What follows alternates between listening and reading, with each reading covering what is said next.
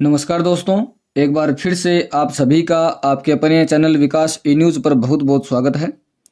इस वीडियो में हम बात करने वाले हैं कि महिला स्वास्थ्य कार्यकर्ता जो प्रशिक्षण सत्र 2023-24 के आवेदन फॉर्म शुरू हुए हैं, उस आवेदन फॉर्म को आपको किस प्रकार से भरना है, बिना किसी गलती के भरना है, कहीं पर कोई गलती नहीं करनी है। अगर कहीं पर आप इस फॉर्म में गलती कर देते हो तो आपका फॉर्म जो है वो रिजेक्ट हो जाएगा। और इस फॉर्म को भरने के बाद यदि आपका महिला स्वास्थ्य कार्यकर्ता प्रशिक्षण पाठ्यक्रम 2023-24 में चयन होता है, जो कि आपकी 12वीं के परसेंटेज के आधार पर होना है, तो आपका ये एएनएम का जो 2 वर्ष का कोर्स है, ये 2 वर्ष का कोर्स आपका बिल्कुल निःशुल्क होगा। और इसमें गवर्नमेंट के द्वारा आपको 500 रुपये हर महीने स्टाइपेंड की या फिर कहीं स्कॉलरशिप की व्यवस्था भी सरकार के द्वारा आपके लिए की गई है। इस फॉर्म को जानते हैं इस वीडियो में किस प्रकार से पूरा भरना है और किस प्रकार से यहाँ फ़ोटोज़ वगैरह लगाने के बाद डॉक्यूमेंट कौन से लगाने हैं, बाद में किस प्रकार से इसको एक लिफाफे में बंद करना है और लिफाफे पर क्या एड्रेस लिखना है और कैसे भेजना है। ये जो फॉर्म है एएनएम एडमिशन 2023 का पूरे तरीके से ऑफलाइन फॉर्म है, कहीं पर ऑनलाइन फॉर्म नहीं है। इसको आपको ऑफलाइन भरना है, डॉक्यूमेंट लगाने, एक लिफाफे में बंद करना है, बाद में इसको जिस जिले से आपको एएनएम करना है उस जिले में भेज देना है। काफ़ी कैंडिडेट्स पूछ रहे थे कि सर क्या एक कैंडिडेट एक ही फॉर्म भर सकता है, तो आपकी मर्जी है। आप 34 कॉलेज है या कहें कि 34 एएनएम की संस्थाएं हैं, आप 34 के 34 फॉर्म अप्लाई कर वहाँ पर भेज सकते हो। कौन कौन से डॉक्यूमेंट लगाने है सारी जानकारी इस वीडियो में मिल जाएगी। वीडियो आगे शुरू करें उससे पहले चैनल को सब्सक्राइब कर दीजिए, बेल आइकन को प्रेस कर दीजिए और वीडियो को लाइक कर दीजिए। देखिए सबसे पहले फॉर्म में यहाँ पर भाग ए शुरू होता है और उसके बाद यहाँ पर देखेंगे तो भाग ब आपको मिलेगा और जो पीछे की साइड इसको ऐसे घुमाएंगे पेज को तो भाग स मिलेगा और लास्ट में एक भाग आपको द मिलेगा। ये चारों भाग आपको भरने हैं। ये जो तीसरा भाग है ये कुछ कैंडिडेट्स को भरना है, कुछ कैंडिडेट्स को नहीं भरना है। तो किस किस को भरना है ये भी इस वीडियो में आपको जानकारी मिल जाएगी। अब सीधा वीडियो शुरू करते हैं। देखिए यहाँ पर बना हुआ है फोटो का कॉलम। इस कॉलम पर सबसे पहले आपको जो कैंडिडेट ये फॉर्म अप्लाई कर रहा है उस कैंडिडेट को अपना फोटोग्राफ लगाना है। हम सबसे पहले यहाँ पर एक फ़ोटोग्राफ लगा देते हैं। देखिए मैंने न्यूज़पेपर से एक फ़ोटो निकाला है और इनका जो है वो एएनएम का फॉर्म भर देते हैं। आपको फ़ोटो लेना है और इसको ग्लू की सहायता से आपको जो है फ़ोटो, ये जो फ़ोटो की जगह बनी हुई है कॉलम में, वहाँ पर आपको इस फ़ोटो को चिपका देना है। देखिए किस प्रकार से ये जो फ़ोटो का नीचे वाला हिस्सा है, इस हिस्से को इस लाइन से आगे नहीं जाने देना आपको। यहाँ पर थोड़ा सा आप ध्यान रखें, थोड़ा बहुत चला भी जाए तो ठीक है, लेकिन ये नाम जो है नीचे वाला लिखे हुए जहाँ पर आपको 10वीं 12वीं डिटेल भरनी है, वो आपकी डिटेल जो है हाइड नहीं होनी चाहिए फ़ोटो की वजह से। तो यहाँ पर बाद में आपको क्रॉस सिग्नेचर भी कर देना है इस फोटो पर।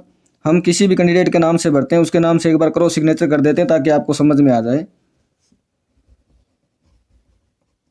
इस प्रकार से आपको क्रॉस सिग्नेचर कर देना है, आधा नाम फोटो के ऊपर आधा नाम फोटो के नीचे। बाद में यहाँ पर आपको 2 कॉलम बने, कॉलम 1 और कॉलम 2।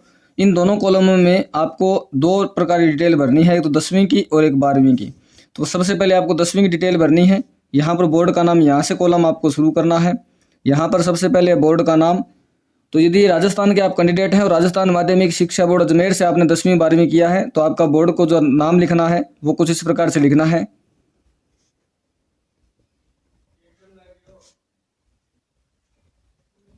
बसेर अजमेर, आगे चाहें तो अजमेर लिख सकते हैं, वरना आपको यहाँ पर ये नाम जो रोक देना है। बाद में आपको 10वीं आपका कौन से वर्ष में हुआ वो डिटेल आपको यहाँ भरनी है और 12वीं जो है आपका कौन से वर्ष में हुआ वो डिटेल आपको ईयर जो है वर्ष यहाँ लिख देना है।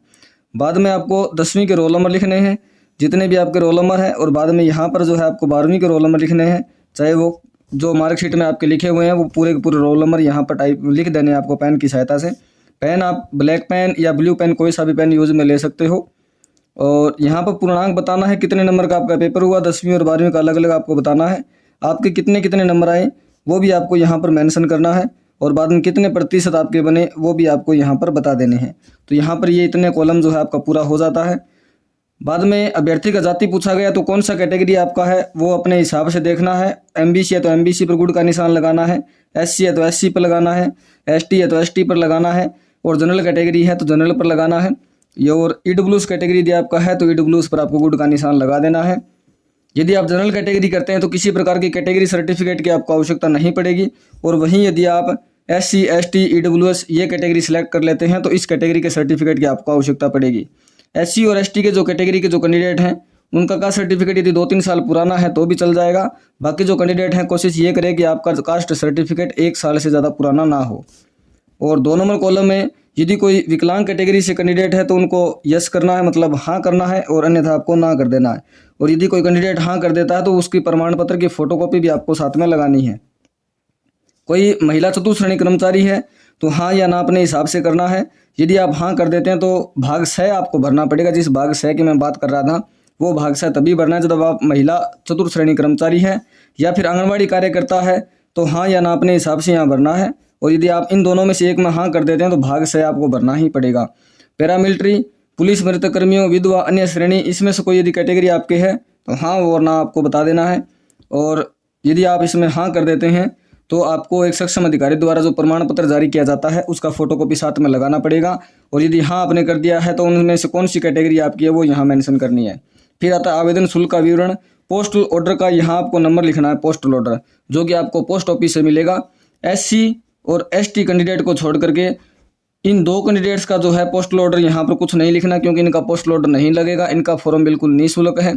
इसके अलावा जो भी कैटेगरी के कैंडिडेट हैं उनका 20 रुपये का पोस्टल ऑर्डर लगेगा। किसी भी नज़दीकी पोस्ट ऑफिस से जाकर के आप ला सकते हैं। उस पर पोस्टल ऑर्डर नंबर लेके लिखा हुआ होगा, वो नंबर यहाँ आपको नोट कर देना है। और जिनका पोस्टल ऑर्डर नहीं लगेगा वो जो है यहाँ पर इस प्रकार से लिख सकते हैं, यहाँ पर इस प्रकार से आप जो है विवरण दे सकते हैं। लेकिन जिनका पोस्टल ऑर्डर लगेगा उनको यहाँ पर 20 रुपये का पोस्टल ऑर्डर लगाना है और 20 रुपये यहाँ लिखना है, किस दिनांक को आपने बनाया वो लिखना है और यहाँ पर पोस्टल ऑर्डर आपको नंबर लिख देना है। उसके बाद भाग ब शुरू हो जाता है आपका।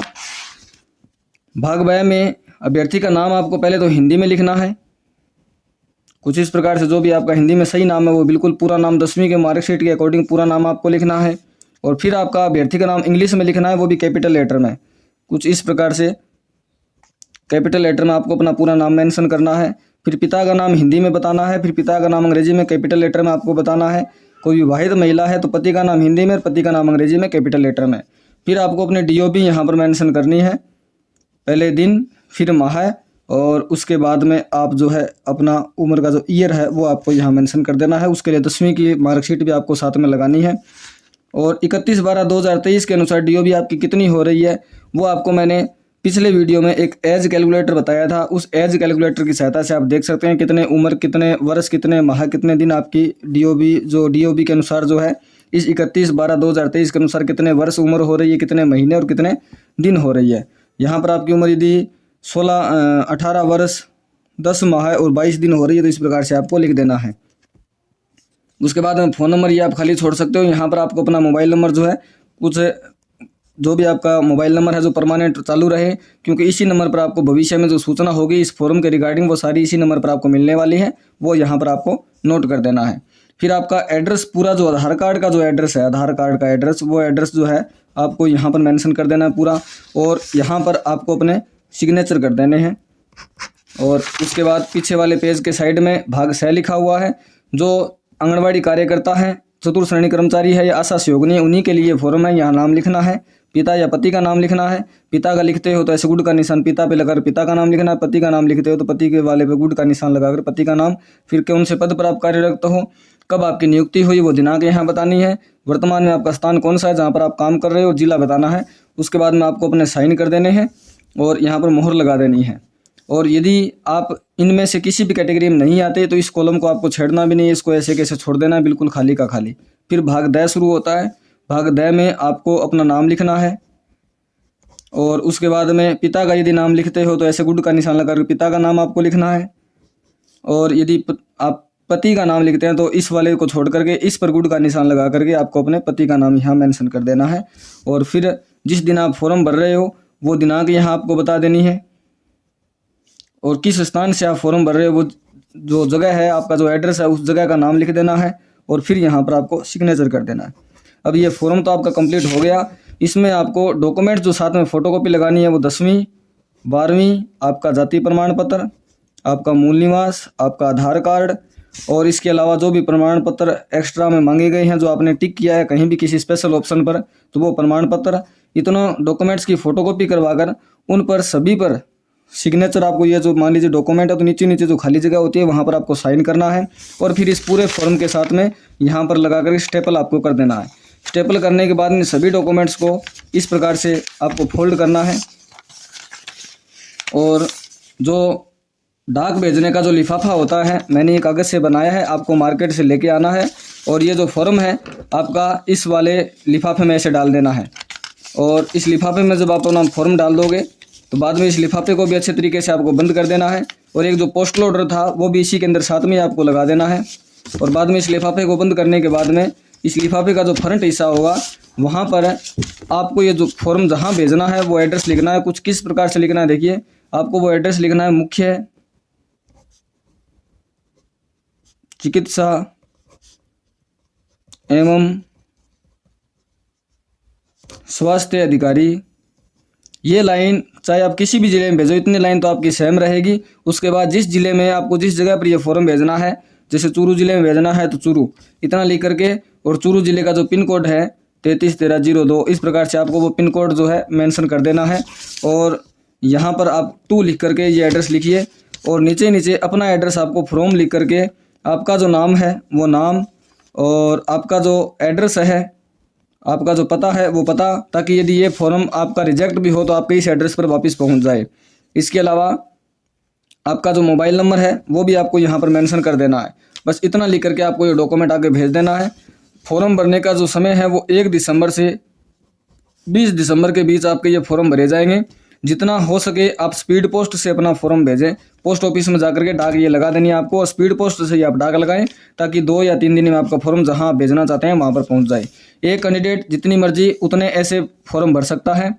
किसी भी ज़िले में आप फॉर्म भर सकते हो। प्रत्येक ज़िले की कट ऑफ जो है वो अलग अलग रहने वाली है। तो आपको पिछले साल जिन जिन जिलों की कट ऑफ कम रही है और किसी कैंडिडेट के दिन नंबर कम है तो कम कट ऑफ वालों में ज़िले में आप फॉर्म भरें ताकि वहाँ पर आपको कॉलेज मिलने की संभावना जो है वो बढ़ जाए। तो ये एएनएम एडमिशन के फॉर्म है। इस फॉर्म के आधार पर यदि आपका सिलेक्शन होता है तो आपका एएनएम कोर्स में एडमिशन हो जाता है और वहाँ पर आप 2 वर्ष का जो एएनएम का कोर्स है वो करने के लिए तैयार हो जाते हो। और ये जो कोर्स आपका 2 साल का होगा वो बिल्कुल फ्री होगा। ये राजस्थान में जो एएनएम की गवर्नमेंट कॉलेज है वहाँ से आपका चयन होना है, वहीं से आपका कोर्स होना है। राजस्थान में एक भी एएनएम की प्राइवेट कॉलेज नहीं है। राजस्थान सरकार के द्वारा जो एएनएम करवाने के लिए कॉलेज चलाई जाती है वो सारी की सारी गवर्नमेंट कॉलेज है, और ये जो आवेदन फॉर्म है ये भी गवर्नमेंट कॉलेज के हैं। तो ये उम्मीद करता हूँ वीडियो समझ में आ गया होगा, किस प्रकार से फॉर्म भरना है, किस प्रकार से भेजना है, कैसे एड्रेस लिखना है। कोई डाउट हो तो कमेंट बॉक्स में पूछें। मिलते हैं नई वीडियो में नई अपडेट के साथ। और इसमें यहाँ पर हमने मूल निवास लिखा कि नहीं लिखा वो एक बार देख लेते हैं। ये रहा मूल निवास हमने लिख दिया। तो काफ़ी कैंडिडेट्स मूल निवास का पूछ रहे थे कि सर मूल निवास 3 साल पुराना है, तो मूल निवास में कोई इश्यू नहीं है। मूल निवास यदि 4 या 5 साल पुराना है और आपके एड्रेस का ही बना हुआ है तो बिल्कुल सही है। आप डॉक्यूमेंट सारे लगा करके सेंड कर दीजिए। जो भी अपडेट होगी और प्रीवियस ईयर की जो कट ऑफ है उसके वीडियो भी आपको चैनल पर जल्दी ही अपलोड हो जाएंगे और मिल जाएंगे आपको। मिलते हैं नई वीडियो में नई अपडेट के साथ। बहुत बहुत धन्यवाद दोस्तों। जय हिंद, जय भारत।